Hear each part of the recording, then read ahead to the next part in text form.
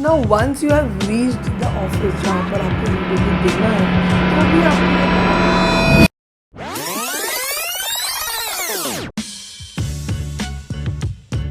जब आप इंटरव्यू के लिए पहुंच गए हैं तो just remember that you are performing and you are being watched. ऐसे मत सोचो कि जब तुम इंटरव्यू रूम में घुसोगे तभी तुम्हें पैनल ऑब्जर्व करेगा।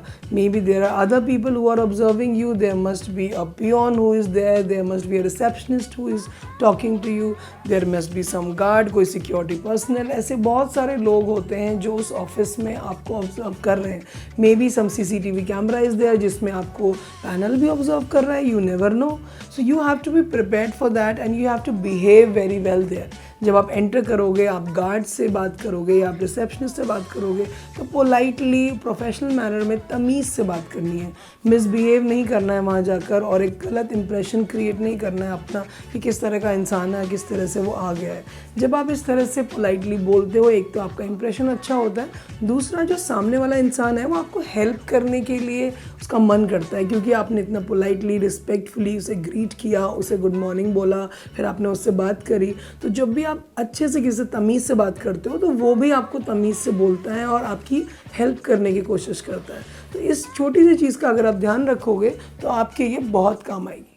Now when it is your turn to enter the interview room, तो आपको ये ध्यान रखना है कि जैसे ही आप चलेंगे और एंटर करेंगे तो वो आपको बहुत ही प्रॉपर एटिकेट के साथ करना है।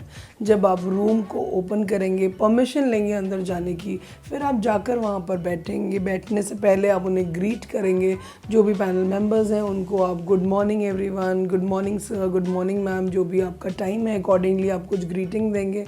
And then you will introduce, hello I am Divya, I am here for the interview of the position of business development executive, like that. उन्हें पता है आप कौन हो, उन्हें पता है आप वहाँ क्यों आए हो, but it is a normal etiquette to introduce yourself. That shows a lot of confidence in you that आप आ रहे हैं और अपने बारे में बता रहे हैं प्राउडली। डर डर के, शर्मा कर, नज़रें झुका कर इस तरह से नहीं बोलना है आपको। कॉन्फिडेंटली, स्मार्टली बताना है that I am this and I am here for this interview, and then they will tell you to sit down, then you can sit down and then you can start the talk. जो भी फिर आगे questioning होगी उसको आप follow करेंगे। But आपको ये ध्यान रखना है कि उस पूरे प्रोसेस में आपको एज अ बॉडी ऑब्जर्व किया जा रहा है, तो आपको अपनी बॉडी लैंग्वेज का भी ध्यान रखना है। You do not have to slouch on the chair, ऐसे करके या ऐसे करके नहीं बैठना है आपको। या ऐसा नहीं है कि आपको फिजिटी अपने पैर चला रहे हैं, आप अपना सिर हिला रहे हैं, या आप बालों को ऐसे ऐसे कर रहे हैं, या आपने कहीं नाक कान में उंगली डाली हुई है। ये सारी चीज़ों का आपको ध्यान रखना है। कई लोग बहुत ज़्यादा नेल्स शू करते हैं, ये सब आपको नहीं करना है। ये ऐसे रिफ्लेक्सिव एक्शंस हैं जो आप रियलाइज़ भी नहीं करते और आप करने लग जाते हो व्हेनेवर यू आर नर्वस और यू आर थिंकिंग समथिंग। अगर आप इन चीज़ों का ध्यान रखोगे, उससे पहले, इंटरव्यू से पहले इसकी प्रैक्टिस करोगे, कुछ मॉक इंटरव्यूज़ ट्राई करोगे और अपने एक्सपर्ट्स को या फ्रेंड्स को या टीचर्स को या सीनियर्स को बोलोगे आपको ऑब्ज़र्व करने के लिए और आपको प्रैक्टिस करवाने के लिए, तो ये सारी छोटी छोटी कमियां, जो गलतियां आपसे हो जाती हैं, उनसे आप पहले ही छुटकारा पा लोगे। और जब आप इंटरव्यू रूम में एंटर करोगे फाइनली एक्चुअल रियल इंटरव्यू के समय पर, तो आप बहुत स्मार्टली जाओगे, स्मार्टली बैठोगे, आपकी बैक बिल्कुल स्ट्रेट होनी चाहिए और आप स्मार्टली अपने शोल्डर्स को स्क्वायरली रख के स्मार्टली आंसर करोगे। इस चीज़ का आपको कॉन्टिन्यूसली ध्यान रखना है। अगर आप बैठे हो तो आपके हैंड्स फोल्डेड होने चाहिए in your lap. Until unless you are explaining something and your hands are moving, आपको कोई भी मूवमेंट नहीं करना है, which is not required. Now coming to the main question.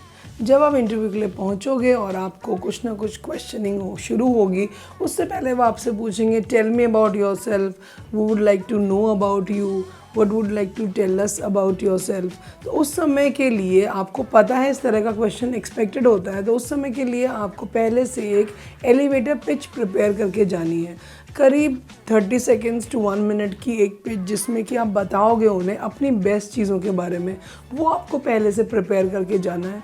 Prepare करने का मतलब है कि you will write it down, you will practice it, you will ask others to listen to that, और आप उनका ओपिनियन लोगे कि ये सुनने में कैसा लग रहा है, क्या ये इंप्रेसिव लग रहा है, और अगर नहीं लग रहा है तो उसे आप एडिट करके चेंज करेंगे, इम्प्रूव करेंगे।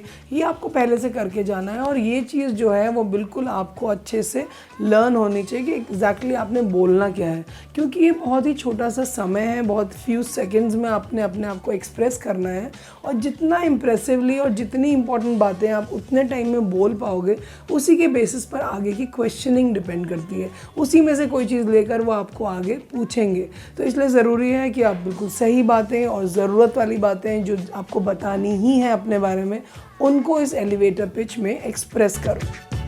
अगर आप एक फ्रेशर हो तो आप अपनी एक पिच प्रिपेयर कर सकते हो पहले से, and you can introduce your self like this. Hello everyone, I am Divya. I am pursuing graduation in marketing and I want to be an impressive marketing professional. I have been a star performer in my class and I have been very good at co-curricular activities like debates and sports. I have been actively involved in my college in all the organizational activities and I have been an important member of the team.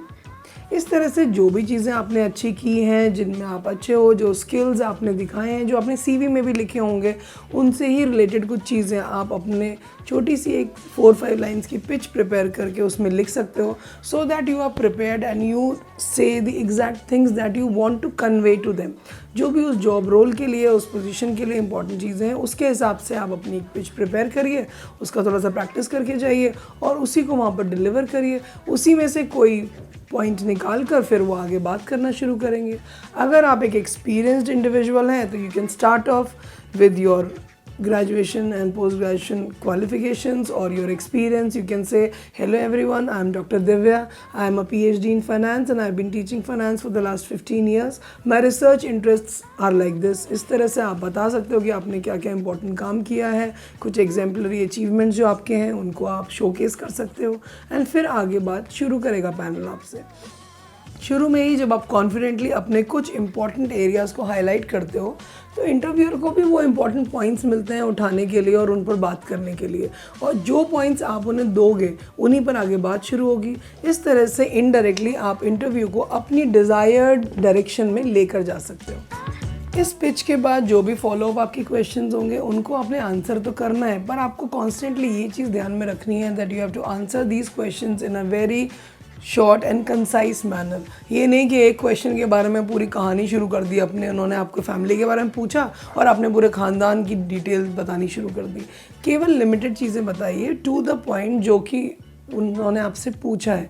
उसके बारे में बहुत ज़्यादा detail से देना ख़तरनाक हो सकता है, उसमें से कोई ऐसी चीज़ निकल के आ सकती है जहाँ पर आप कुछ गलती कर दो या उस पर कोई काउंटर क्वेश्चनिंग वो कर दें और आप उसका आंसर देने के लिए रेडी नहीं थे। तो पहले से सोच के जाइए कि इस तरह के जो पर्टिकुलर एक्सपेक्टेड क्वेश्चंस होते हैं वो क्वेश्चंस में आप क्या क्या आंसर करोगे। दूसरी चीज़ आपको ये ध्यान रखनी है that do not get too casual और पर्सनल इन द इंटरव्यूज़। वो आपके फ्रेंड्स नहीं हैं जिनसे आप गप्पे मार रहे हो बैठ के।